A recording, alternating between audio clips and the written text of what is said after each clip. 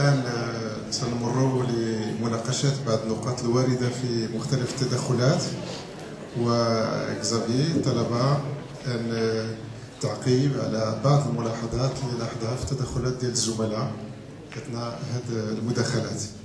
إذن Monsieur Xavier, vous avez demandé d'intervenir à propos des sujets qui ont été écoutés dans les communications. Allez-y, merci. Merci beaucoup.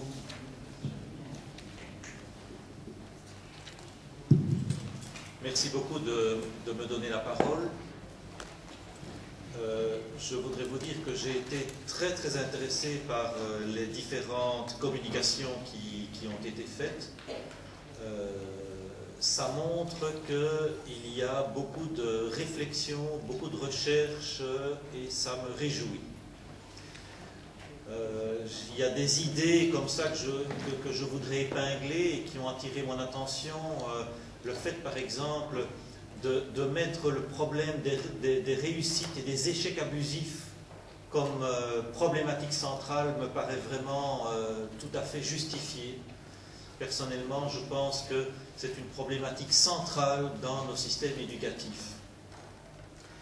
Alors, pour dire 2-3 mots de ce que vient de nous présenter Hassan, j'ai apprécié le fait dans son travail, d'abord que ce soit relativement complet, et alors c'est la notion de situation d'intégration partielle. Vous savez que le fait qu'on découpe l'année en 6 semaines d'apprentissage de ressources et 2 semaines d'intégration, j'espère au Maroc que ça ne va être qu'une phase transitoire. Il faudrait à terme que l'intégration fasse partie des préoccupations quotidiennes de l'enseignant. Et on peut y arriver en insérant progressivement ce qu'on appelle des situations d'intégration partielle. Par exemple, tous les 2-3 jours, on peut proposer déjà à l'élève des petites intégrations. Je lui dis quand même que la règle générale doit être 3 consignes, parce que 3 consignes, c'est 3 occasions de vérifier chaque critère. Si avec 2 consignes, on a 3 occasions de vérifier chaque critère, j'accepte les 2 consignes, mais ça me paraît un peu aléatoire quand même, et ça doit rester l'exception. En ce qui concerne les virgules dans les notes qui sont attribuées aux élèves, effectivement, les virgules sont bannies des notes qui sont attribuées aux élèves. Ce sont des notes entières. Je voudrais dire que j'ai eu beaucoup de plaisir à écouter l'exposé de Mohamed sur l'esprit freinet, et je voudrais le remercier très sincèrement et le féliciter pour ses talents de communicateur. Je trouve que c'était une très belle intervention que j'ai beaucoup appréciée. Je voudrais remercier Monsieur Khalid qui a fait un survol des fondements de la pédagogie de l'intégration. Mais je voudrais lui dire ceci. La pédagogie de l'intégration a besoin d'avoir des regards critiques.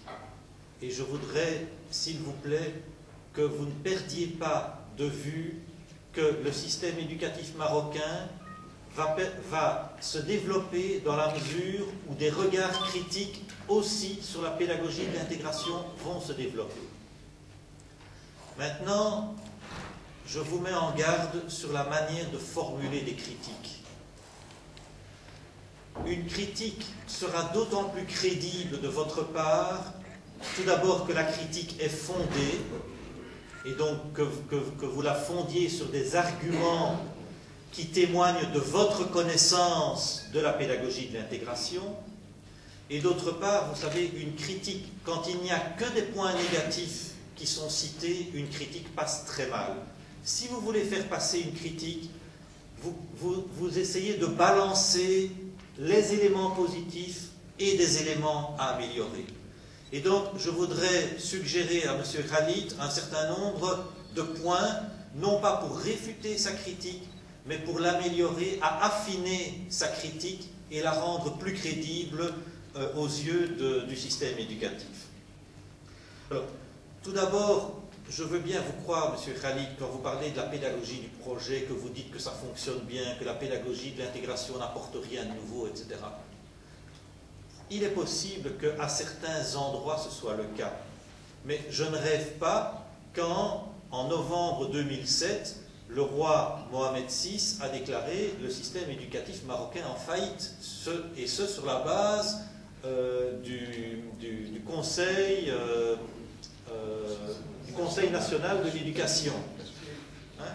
Et donc je pense qu'il y a quand même un certain nombre de constats sur lesquels on ne peut ne pas être d'accord, on ne peut pas ne pas être d'accord. Hein?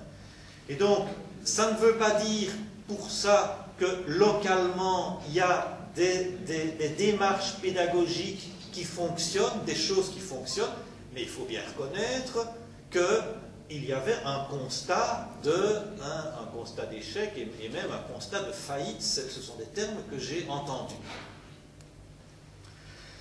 Lorsque vous dites que l'enseignement est déjà centré sur l'élève, permettez-moi de ne pas être d'accord avec vous.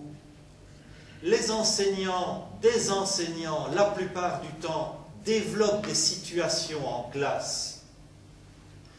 Ils développent des situations et ils invitent quelques élèves, en interpellant l'un et l'autre, à participer à la résolution de la situation. Mais ce n'est pas mettre l'élève au centre des apprentissages, ça. C'est mettre quelques élèves au centre des apprentissages. Et souvent qui sont les mêmes élèves et qui sont des bons élèves. Ce n'est pas ça, mettre l'élève au centre des apprentissages. Mettre l'élève au centre